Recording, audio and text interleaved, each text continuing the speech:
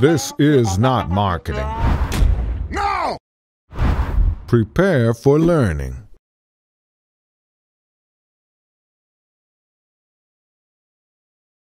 Those cells are melanocytes, and melanocytes make melanin, which is the natural pigment in our skin. Now, as you can imagine, the melanocyte is the protagonist in our story of dyspigmentation, or the discoloration, which is a melasma. Now, right next to them, of course, are the melanocytes, which are making little packets of melanin that are being absorbed into the epithelial cells as they march towards the surface. By the time they get to the surface, they will have within them the proper complement of melanin as determined by your genetic programming. Like a wall of melanin, and the melanin will absorb the sun as it comes down, the sun radiation as it comes down, so that it doesn't penetrate deeper into your body, deeper into your skin, and damage you.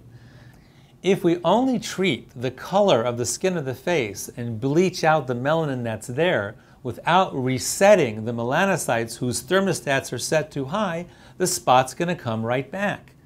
Now, I would say that 99% of the women who come here from all over the world have tried virtually everything, dozens of different treatments that are bleaching out the melanin in the skin of their face, but the spots come right back.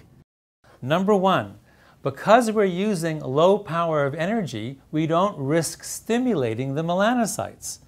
Remember, the energy that comes out of a laser is light energy, just like the light that comes from the sun. And what do we know about melanocytes? They are stimulated by light energy. So if I'm using a laser with high power, yes, the energy is going to be absorbed by the melanin, but it's also going to penetrate deeper, down to where the melanocytes are, and you risk stimulating them and actually making your melasma worse. So here is melanin in your stratus corneum, in that dead layer of the skin, and melanin in your epidermis. The energy is going to go into the melanin. It's not going to be high enough to poof, vaporize it, but just enough energy to essentially cook the melanin a little bit. It's going to change its molecular structure. So here's a molecule of melanin, the energy goes in, and boom, we've changed the molecular structure. So then what happens? And what happens now? You leave the clinic, and over the next 3 to 4 weeks, the immune system gets involved. The immune cells come around and they look at this altered melanin and they say, hey, this looks like melanin, but it doesn't smell like melanin. This is a foreign particle. It's altered. It doesn't belong here. And what does the immune system do with particles that don't belong? Little immune cells come out like little Pac-Men and they chew it up. They dissolve. Okay, so the melasma is fading out. In 3 to 5 treatments, it should be all the way back to your baseline color, and that's fabulous.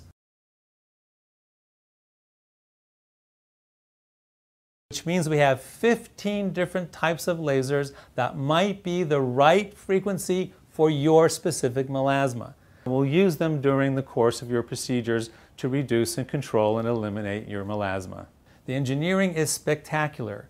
No doctor could ever possibly figure out what to do better than what your physiology is already doing. Or reduce the transfer of pigments from our pigment cells to the skin cells. So we do this usually by using laser actually. So the Q Switch laser has been used for a long time to help with control of melasma and a variety of lasers such as the Q Switch or the pico lasers can help us remove pigments faster by breaking the pigments into smaller fragments. The pigments are in smaller fragments, the body is able to clear it more easily through its normal waste management processes.